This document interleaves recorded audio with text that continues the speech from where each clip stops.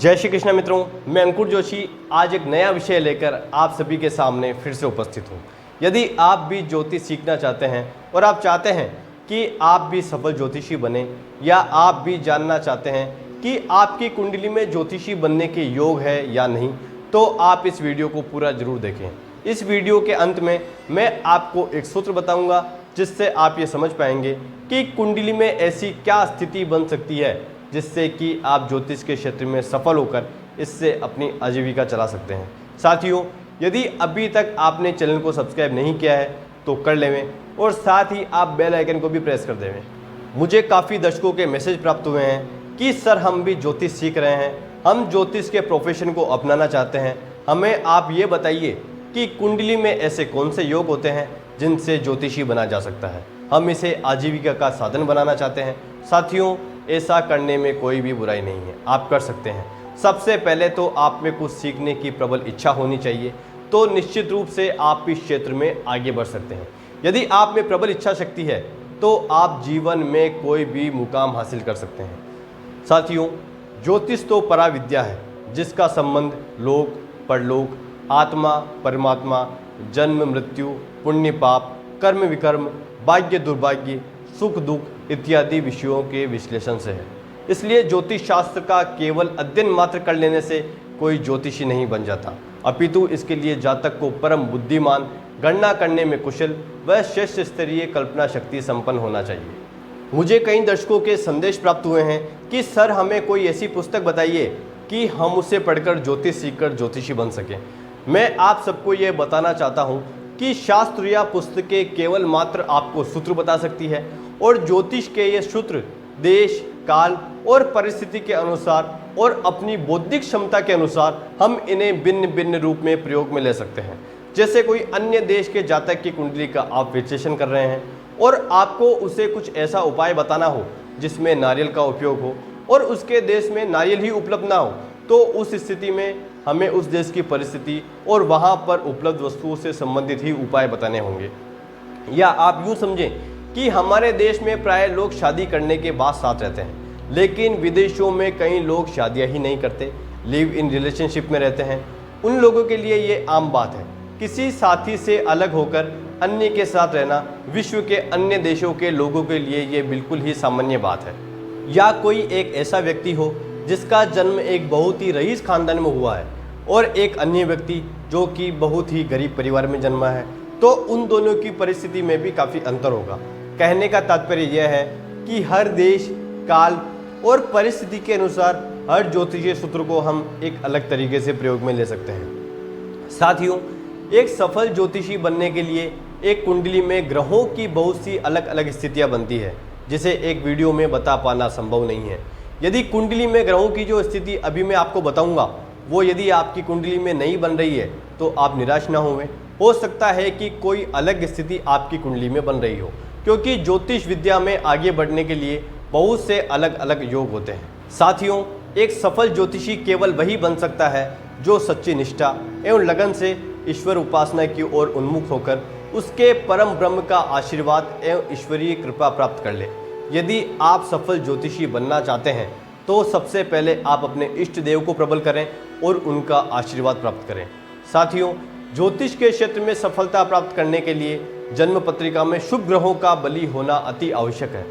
एक सफल ज्योतिषी बनने में बुध, गुरु, शुक्र, शनि और केतु का विशेष योगदान होता है। ऐसा देखा गया है कि शनि से प्रभावी व्यक्ति गंभीर व गूढ़ विषयों को समझने की विशेष क्षमता रखता है और निरंतर अपने लक्ष्य की ओर उन्नतिशील भी रहता है। इसी कारण लग्न में बैठा हुआ शनि जातक को कई बार एक उच्च कोटि का तांत्रिक या ज्योतिषी बना देता है। यदि शनि का लग्न, लग्नेश, चंद्रमा, चतुर्थेश व गुरु पर प्रभाव पड़े तो जातक श्रेष्ठ ज्योतिषी बनता है। साथियों, कुंडली में द्वितीय भाव सरस्वती कृपा का भाव है, इसलिए इस भाव के कारक ग्रह गुरु व वाणी के कारक बुध के अतिरिक्त यदि द्वितीयेश यानी कि दूसरे स्थान के लॉर्ड व दूसरा भाव ये सभी बलवान हो तथा इन पर किसी भी पाप ग्रह का प्रभाव न हो तो जातक की वाणी से कही हुई बातें सत्य सिद्ध होती है। यदि ज्योतिषी सुबह से शाम तक हर समय झूठ बोले, पूजा पाठ वह सात्विक आचरण से दूर रहे तथा गलत चीज़ों का सेवन करे तो उसकी भविष्यवाणी में सत्यता नहीं हो सकती। जन्म पत्रिका अवलोकन करने के पश्चात तुरंत गणना करके शीघ्र निर्णय लेकर त्वरित भविष्यवाणी करने के लिए गणित व निर्णय शक्ति के कारक बुद्ध का बलवान होना भी अति आवश्यक है। साथियों, गुरु व बुद्ध की युति या इनका स्थान परिवर्तन योग इस प्रकार की योग्यता से संपन्न होने के लिए श्रेष्ठ होता है। इसके अतिरिक्त यदि बुद्ध धनु या मीन अर्थात गुरु की राशियों में स्थित हो तथा गुरु स्वयं केंद्र में स्थित हो तो भी यह उत्तम है। ज्योतिष शास्त्र के अनुसार बृहस्पति को समस्त पराविद्याओं का गुरु माना गया है तथा नवम भाव को उच्च शिक्षा व आध्यात्म विद्या का कारक भाव माना गया है। साथियों, कुंडली का लग्न भाव, द्वितीय भाव, अष्टम भाव, नवम भाव की स्थिति बहुत ही महत्वपूर्ण होती है। अष्टम भाव होता है गूढ़ रहस्यों का, शोध का। अष्टम भाव पर किस ग्रह की दृष्टि है यह देखना भी आवश्यक है। लग्न भाव या लग्नेश से बुध या गुरु ग्रह का संबंध हो अथवा बुध केंद्र में स्थित हो तथा शुक्र लग्नस्थ यानी लग्न का स्वामी होकर स्वराशि में हो तो जातक बहुत अच्छा ज्योतिषी बन सकता है। शुभ ग्रहों की दृष्टि यदि नवम भाव पर पड़ती हो तो भी आप इसमें सफल हो सकते हैं। साथियों, शुक्र और बुध कुंडली में साथ हो और गुरु की दृष्टि हो तो भी व्यक्ति सफल ज्योतिषी बनता है, लेकिन ये सभी ग्रह शुभ भावों में होने चाहिए। यदि कुंडली में बुध या शुक्र या बृहस्पति उच्च के होकर नवम भाव या लग्न में हो तो भी आप ज्योतिष के क्षेत्र में आगे बढ़ सकते हैं। या शुभ शुक्र पर यदि बृहस्पति की दृष्टि हो तो भी आप इस क्षेत्र में सफल हो सकते हैं। साथ ही कुंडली में द्वितीय भाव भी शुभ स्थिति में होना आवश्यक है, क्योंकि यह वाणी स्थान होता है और एक ज्योतिषी के लिए वाणी का प्रभावशाली होना अत्यंत आवश्यक है। साथियों, शुक्रदेव अकेले ही आपको ज्ञान, पैसा, प्रसिद्धि सब देने में सक्षम होते हैं। यदि कुंडली में शुक्रदेव की स्थिति अच्छी है, शुक्रदेव बलवान है, शुभ स्थिति में है और शुभ ग्रहों से ही दृष्ट है तो आप निश्चित रूप से ज्योतिष के क्षेत्र में कामयाबी हासिल कर सकते हैं और इससे अपनी आजीविका चला सकते हैं।